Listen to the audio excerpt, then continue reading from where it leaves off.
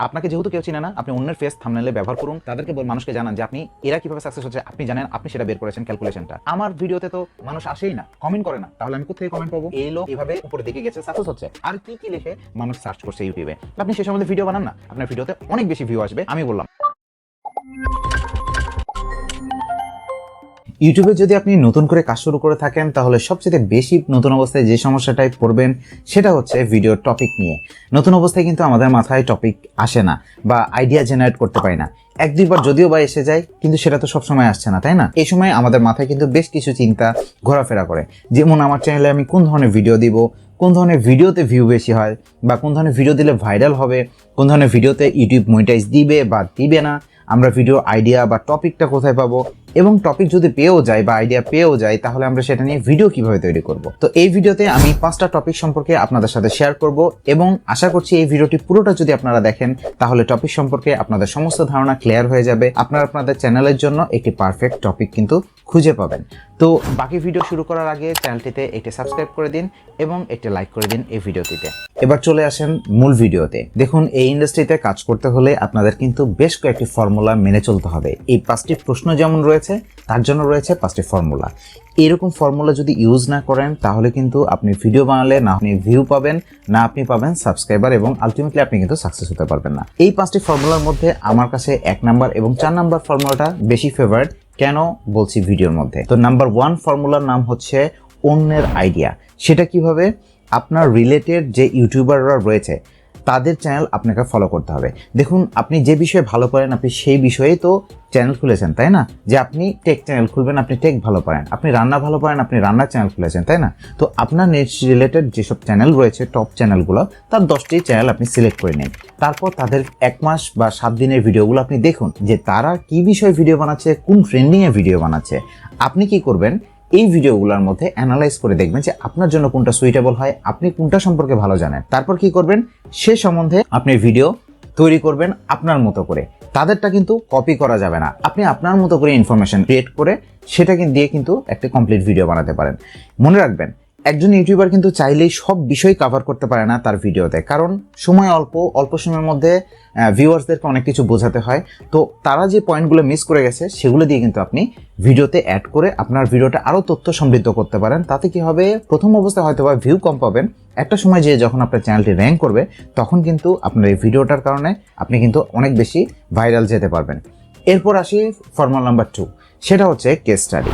দেখুন, বড় বড় ইউটিউবার যারা আছে তাদেরকে নিয়ে যদি আমরা ভিডিও বানাই, যেমন কেউ একজন খুব অল্প সময়ের মধ্যে সাবস্ক্রাইবার গেইন করেছে, বা অল্প ভিডিওতে মাত্র 10টা 12টা ভিডিওতে কিন্তু অনেক উপরে চলে গেছে, এটা নিয়ে একটা ভিডিও তৈরি করতে পারেন যে তারা কিভাবে এত দ্রুত সময়ে সফল হলো, তাদের স্ট্র্যাটেজিটা কি ছিল, কিভাবে তারা ভিডিও তৈরি করেছে, বা কি রিলেটেড ভিডিও তৈরি করেছে যার কারণে তারা এত অল্প সময়ে সাকসেস হতে পেরেছে। এই সম্বন্ধে যদি আপনি ভিডিও বানান, তাহলে কিন্তু আপনার সাকসেস হওয়ার বা অল্প সময়ে আপনিও র্যাঙ্ক করার একটা সম্ভাবনা কিন্তু রয়েছে। কেন র্যাঙ্ক করবেন আপনি তাদের নিয়ে ভিডিও বানালে? এবার সেটা বলি। দেখুন, আপনি একজনকে নিয়ে ভিডিও বানালেন, তারপর তাদের ফেসটা ইউজ করলেন এবং তাদের সাকসেস স্টোরি বা হচ্ছে দেয়ার স্ট্র্যাটেজি এরকমভাবে যদি আপনার থাম্বনেলে লেখেন, তাহলে মানুষ কিন্তু আপনাকে চিনে না, বাট যাকে নিয়ে ভিডিও বানাচ্ছেন তাকে কিন্তু চিনে।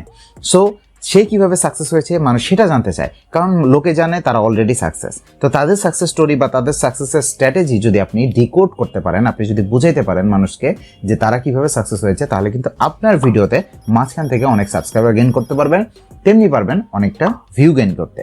এরপর চলে আসি নাম্বার 3 ফর্মুলা। তো 3 নাম্বার ফর্মুলাটা হচ্ছে কমেন্টে দেখবেন অনেকেই জিজ্ঞেস করছে এই বিষয়ে ভিডিও বানান, এই বিষয়ে ভিডিও দরকার, এই সমস্যা রয়েছে, ওই সমস্যা রয়েছে। এই বিষয়ে কিন্তু আপনি ভিডিও বানাতে পারেন যে মানুষদের সমস্যা সম্পর্কে। এখন প্রশ্ন আসতে পারে যে আমার তো কোনো অডিয়েন্সই নাই, আমার কোনো ভিউয়ার্সই নাই, আমি কোত্থেকে পাবো কমেন্ট? দেখুন, আপনার নাই, কিন্তু আপনার রিলেটেড নিচে যারা কাজ করে তাদের কমেন্ট সেকশনে যেয়ে দেখুন, তাদের ভিডিও কমেন্ট সেকশনে দিয়ে দেখুন অসংখ্য কমেন্ট রয়েছে, আপনি সেখান থেকে পিক করুন। তো আপনি এইভাবে কিন্তু ভিডিওটা বানাতে পারেন কমেন্ট সেকশন থেকে। তারপরে চলে আসি নাম্বার 4, সবচেয়ে ইম্পর্টেন্ট, সেটা হচ্ছে ইউটিউব সার্চ। এটা আমার কাছে ব্যক্তিগতভাবে খুবই ভালো লাগে, কারণ হচ্ছে ইউটিউব সার্চে 2টা সুবিধা রয়েছে। কি সুবিধা? এটা হচ্ছে আপনি কোনো কিছু লিখে যখন ইউটিউবে সার্চ করবেন, তার বাকি অংশটুকু কিন্তু ইউটিউব সাজেস্ট করে, যে কারণ মানুষ এগুলো লিখে সার্চ করছে। আপনি যদি এখন লেখেন how to get more views on YouTube videos, তাহলে কিন্তু বেশ কিছু সাজেশন শো করবে ইউটিউব আপনাকে। তখন থেকে কি করবেন, এখান থেকে আপনি বেশ কিছু আইডিয়া পেয়ে যাবেন যে কোন বিষয় নিয়ে ভিডিও বানালে আমার ভিডিওটা ভাইরাল যাবে। কারণ মানুষ যা সার্চ করছে, ইউটিউব তাই সার্চ বারে আপনাকে সাজেস্ট করছে যে মানুষ এগুলো লিখে সার্চ করছে, তুমি কি এটাও দেখতে চাও নাকি? তো আপনি এটা দেখতে চান না, আপনি ওটা থেকে আইডিয়া নেন, তারপর সেই বিষয়ে ভিডিও বানান।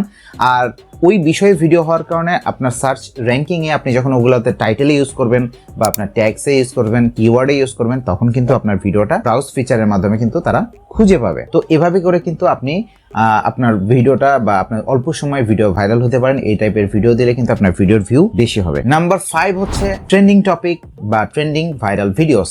আপনি রিসেন্টলি দেখেন আমাদের দেশে ভাইরাল হয়েছে অমুক গান, বা রিসেন্টলি অমুক ঘটনা ঘটেছে, ঠিক আছে?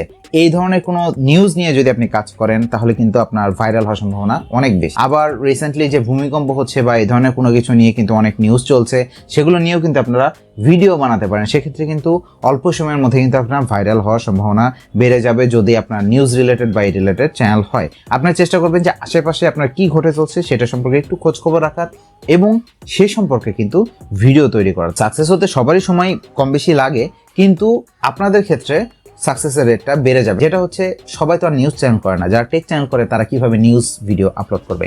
দেখুন, আপনি নতুন অবস্থায় আপনার যদি একটা প্রাথমিক সাবস্ক্রাইবার পাওয়ার জন্য, আপনি চ্যানেলটা মনিটাইজ অন করার জন্য যদি আপনার ভিডিও হয়, তাহলে আপনি প্রথম অবস্থায় একটু এই সাইডটা নিয়ে কাজ করেন না। আপনার 1000 সাবস্ক্রাইবার হয়ে যাক, আপনি ভাইরাল কোনো একটা ট্রেন্ডিং টপিক নিয়ে কাজ করেন, দেন আপনার যে মেইন নিশ আপনি সেই নিশে ফিরে যান। পরবর্তীতে আপনার ভিউ কম হবে, বাট আপনার তো মনিটাইজেশনটা অন হয়ে গেল, তাই না? এখন প্রশ্ন আসতে পারে, ভাইয়া আপনার চ্যানেলেও তো ভিউ নাই, আপনি কেন ভিউ আনতে পারেন না? দেখুন, আমার কিন্তু এটা সেকেন্ডারি অপশন। আমি নর্মালি জব করি, আমি তেমন একটা সময় পাই না এই রিলেটেড ভিডিও বানানোর জন্য। টুকটাক যখনই সময় পাই আমি নিয়ে আসার চেষ্টা করি। মাঝখানে আমি বেশ কিছুদিন এই রিলেটেড লাইনে কন্টিনিউ করিনি, প্রায় 5-7 বছর। তো এখানে একটা হিউজ গ্যাপ পড়ে গেছে। এখন চেষ্টা করছি কিছুটা কাজের ফাঁকে ফাঁকে যতটুকু সময় পাওয়া যায় ভিডিও দেওয়ার জন্য। তো আমি যে থিওরিগুলো বললাম, এই থিওরিগুলো ফলো করে কিন্তু অনেকেই সাকসেস হচ্ছে। আপনারা একটু ফলো করে দেখুন জিনিসটা কিভাবে কাজ করে, ঠিক আছে? আজকের মতো আল্লাহ হাফেজ, দেখা হচ্ছে পরবর্তী ভিডিওতে। আসসালামু আলাইকুম।